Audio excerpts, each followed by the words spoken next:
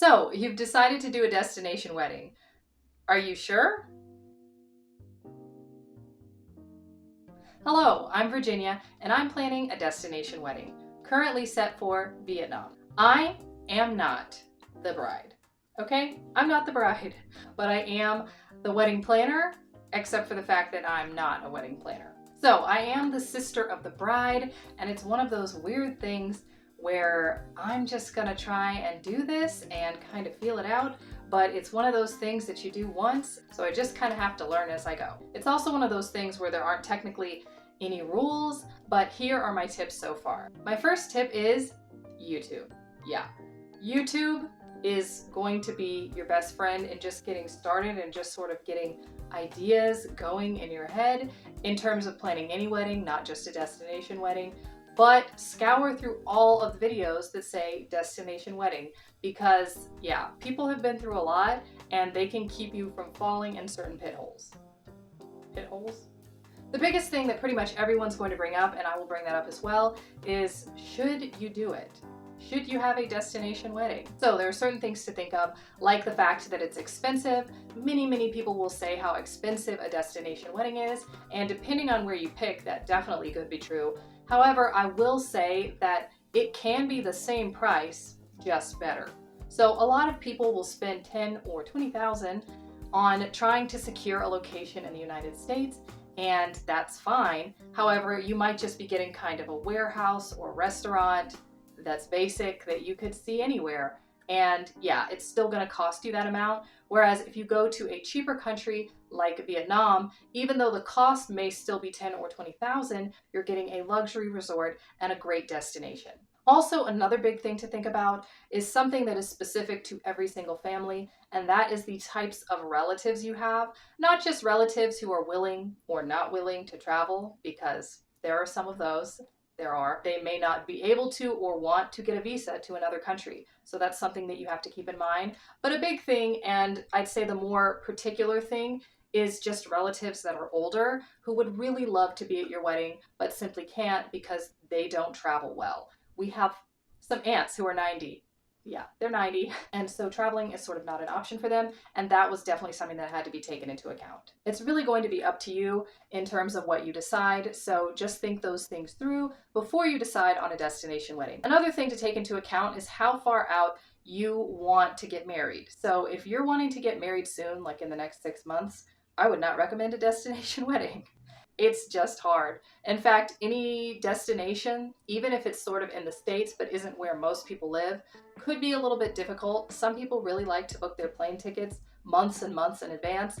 I'm the kind of person who might book one 4 days in advance or 2 days in advance, but most people just aren't like that. So if you know that a lot of people are going to have to fly, then it's something to definitely take into consideration in terms of who you invite and who may say no to your invitation. The best thing really to do is start planning a year, maybe 2 years out. I know it sounds like a long time, but time moves really fast now. It just seems to kind of fly by. And so a year is really a good amount of time. That way you can tell the location that you're planning on having a wedding there, get everyone prepared. Passports can come through, visas can come through, all kinds of things like that can be worked out in advance.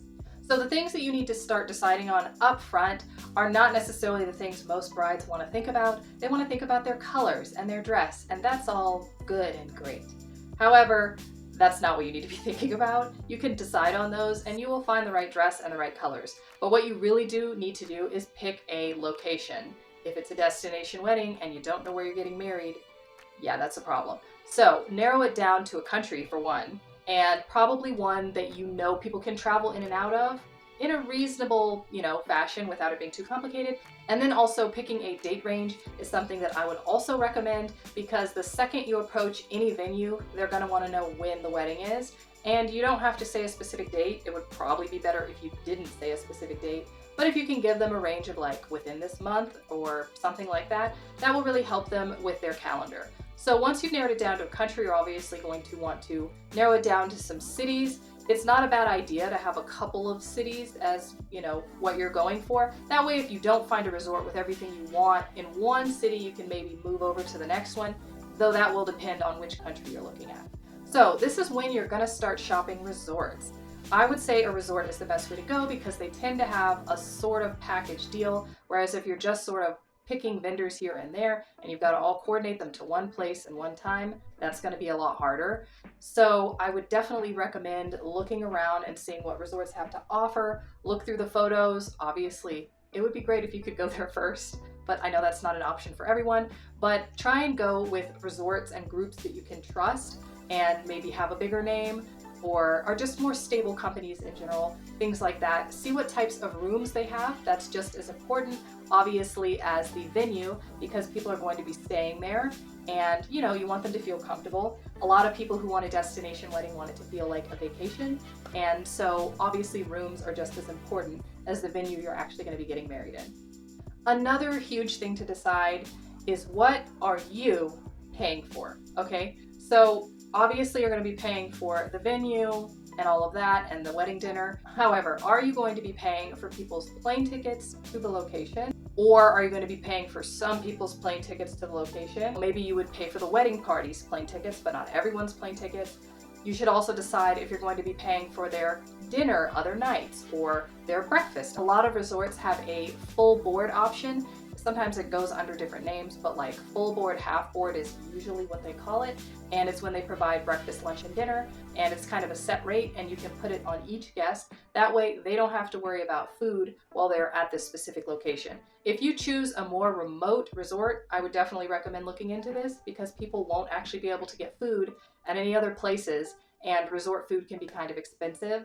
So I would definitely recommend trying to package something like that. Also, another thing that I would definitely take into consideration if you're doing an international destination is to have at least 4 days, okay? International, that means you're probably going to change time zones and people will be tired and flights will be delayed. They will be delayed. They will be, okay? Yeah, flown into China, Japan. The flights, they're going to change. They may send you to a different country. That has happened before. It's like, I thought I was changing planes in Korea. And they're like, well, you're in China now. So give people 4 days, give them a day to get there, a day to decompress, that type of thing. And then you can go into the wedding the next day and then give them a day to like actually have fun and go see something, because they've flown all the way over there. And the further it is, the more time they're going to want to, look around. Also, maybe expect that some people will not stay in the destination. So we're looking at maybe an island that is a part of Vietnam, and we fully expect people to maybe want to go into the main part of Vietnam if they're looking to see one of the more famous cities, because, the resort towns are just sort of places to like hang out and relax, but they don't have as much historical stuff. So we do fully expect that people might want to check out Ho Chi Minh or Da Nang or some of the other cities like that. So some quick things that will also need to be set up is the wedding website, okay? You want everything to be online. That way, people can see it all in one place. Have a password though, because I don't know why there's been hacking of websites or whatever. When you send out your save the date, everyone knows this is the website you go to, this has my information. They can check it in the airport if they need to. If they've gotten down to the last minute and they realize that there's something they don't know, they can at least check, location, hotel, all of the goodies that are on that website. It will be very helpful. It will allow you to update all the information all at once on that one website. You probably will want to text people, hey, I've changed the information, but at least they can see it all in one spot and you don't have to send them a text that's like 10 miles long. Another thing to consider is maybe not asking for gifts, okay? People aren't gonna wanna carry a blender on the plane. I know they can order it for you through like Amazon or whatever, but it is a big expense, so just weigh those things. It's like, okay, we're paying for everyone's rooms and plane tickets, so yeah, you can bring gifts. Or maybe you don't need to bring gifts because we know you're paying for a plane ticket. That kind of balance. When you send the invite, it's gonna be more like a package than just an invite, okay? Because it's gotta have a whole lot of information in it. They don't need to be perfect. You could even put like the wedding invitation that's all cute and pretty in just a manila envelope. The information's more important than like the paper it's printed on. Send something so that they know location, passport information, does the country require visas and how much do they cost? So just research all of that kind of stuff. And if you've been to the country and you pick a country you've been to, that also helps a lot because at least you have some understanding of how things function there. So the biggest thing that I've been through so far on this planning process is really that they're gonna ask you a lot of questions, okay? They're gonna ask you a lot of questions and they need the information but you need just as much information, okay? So when they say, oh, we've got this package and here's how much it cost and here's how much this package costs, you've got to break down the package. What is in the package? How is the package functioning? You've got to make sure that they're including all of the food. Sometimes the ceremony is the wedding package, and that's like the chairs and the runner and the flowers. A lot of the places that I looked at sort of had a set package, but that doesn't include color changes. The problem is, it's also hard to tell what vendors are included. So when I've been going through them and I'm like, okay, so how about your photographer? They're like, do you want us to get you a photographer? And I'm like, I thought you already had a photographer, but it sounds like you're just going to go find one for me, and I thought you had one already. It's a learning curve, and it's a lot of back and forth with like each little detail, and I get it because they know that the bride has very specific things that she wants. However, it can get a little frustrating and a little tiring after a while when you realize that, yeah, everything is like separate, even though it was in a package. Yeah, all I can say is that you have to break down everything with them. They've done it before, so they know what they're doing, but each bride usually wants something different. So those are just things to contend with, and you are going to be, yeah, in a really close relationship with the person who's planning at the resort, because you're going to message them like a million times. So just prepare for that. So after all this time, we've been putting some things in place. The wedding dress. Oh my God! Okay, it's happening. Everybody stay calm. What's the procedure, everyone? What's the procedure? Stay calm. We don't have the wedding dress, but that is because we're planning on making part of it. That's probably too much. I don't know if it even should be done, but we're planning on trying to make some of it. So we're gonna see how that goes. I do have my dress. It's not the right color, but it has been disguised over here for an extended period of time behind this bag. Yeah, so we're trying to go with purple, but I found a great dress in a kind of bluish. So I'm going to try and maybe tint it or something, make a little alteration so that it's a little bit more purple. I am also a bridesmaid. I guess I should have mentioned that. I didn't. But anyway, I'm a bridesmaid, which is great. We're going for more unique than like, you know, the standard bridesmaid dresses, which are all the same. And you could probably get for $10, but for whatever reason, they charge like $200. We're going for a little bit different kind of a look. And yes, we found a couple of the dresses, but I'm still in search of dresses for the other bridesmaids. It's obviously not the main focus, but if you sprinkle in a little bit of the like creative bits, it will help get your mind off of the more businessy bits that are kind of stressful.